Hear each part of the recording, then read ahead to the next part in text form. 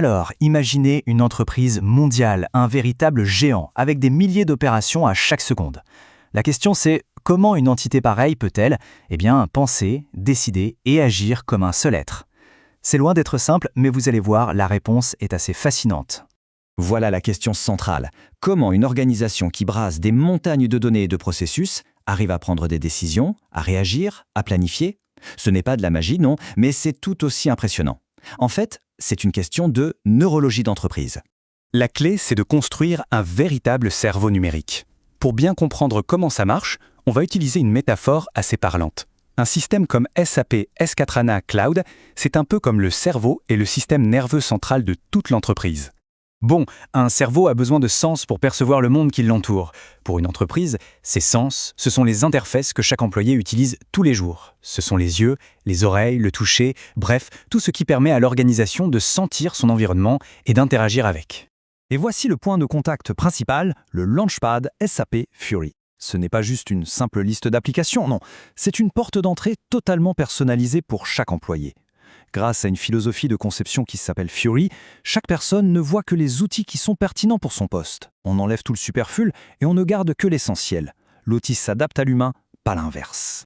Et ça illustre un changement de philosophie radical. Fini les applications monolithiques comme l'ancien mouvement de stock, c'était le couteau suisse de l'époque, super puissant mais tellement complexe que presque personne ne savait bien s'en servir.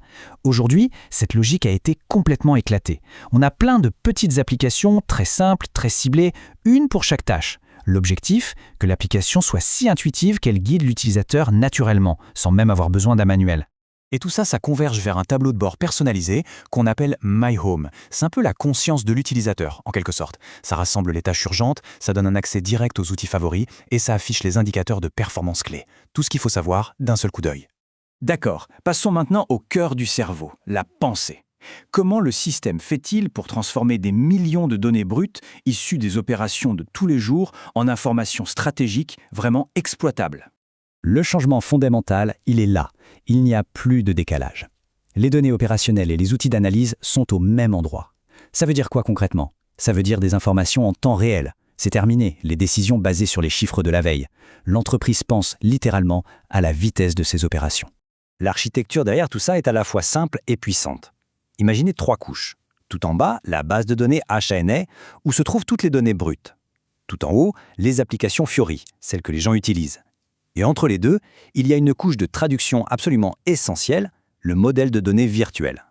Et ce traducteur, il utilise un langage universel, les vues corps d'état service, ou vues CDS.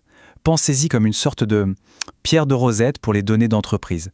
Peu importe le dialecte technique d'origine de la donnée, les vues CDS traduisent tout en un langage unique et cohérent, prêt à être analysé par le cerveau. Ok, donc le cerveau a une idée, il a pris une décision, maintenant il faut passer à l'action. C'est là qu'intervient le système moteur, celui qui va transformer les décisions en actions concrètes grâce à des workflows. Ici, on parle vraiment d'automatiser le travail d'équipe. Que ce soit pour valider une simple note de frais ou pour lancer un produit complexe, les workflows sont comme des chefs d'orchestre invisibles, ils s'assurent que chaque tâche arrive à la bonne personne, au bon moment et surtout dans le bon ordre. Prenons un exemple tout simple. Quelqu'un a soumis une demande d'achat. Ça déclenche automatiquement le processus. Instantanément, une tâche apparaît dans la boîte de réception du manager. Il n'a qu'à cliquer pour approuver et la machine continue de tourner. Pas de friction, pas de délai. C'est l'automatisation qui rend tout plus fluide. Mais on peut aller encore plus loin. Un cerveau vraiment avancé, il ne fait pas que réagir, il anticipe. Et c'est là qu'intervient la partie la plus proactive du système, un mécanisme qui fonctionne comme un réflexe pour détecter les problèmes avant même qu'ils n'aient un impact. Cette citation résume parfaitement l'idée.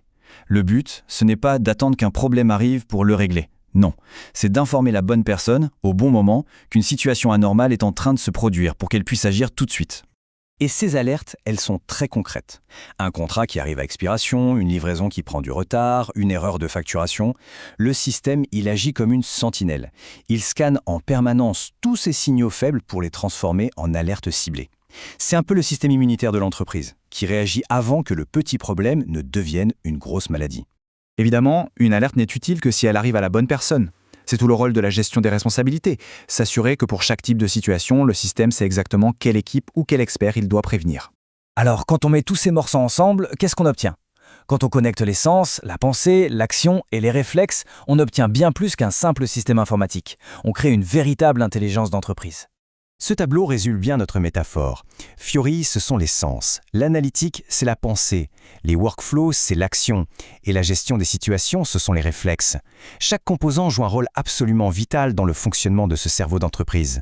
Et voilà où on voulait en venir. L'entreprise cesse d'être une machine, un simple assemblage de départements et de processus. Elle devient un organisme vivant, intelligent, capable de percevoir, de penser, d'agir de manière coordonnée et surtout d'anticiper ce qui va se passer. Et tout ça, ça nous amène à une dernière question. Une question un peu vertigineuse. Avec un tel niveau d'intelligence et de conscience de soi, les possibilités deviennent infinies.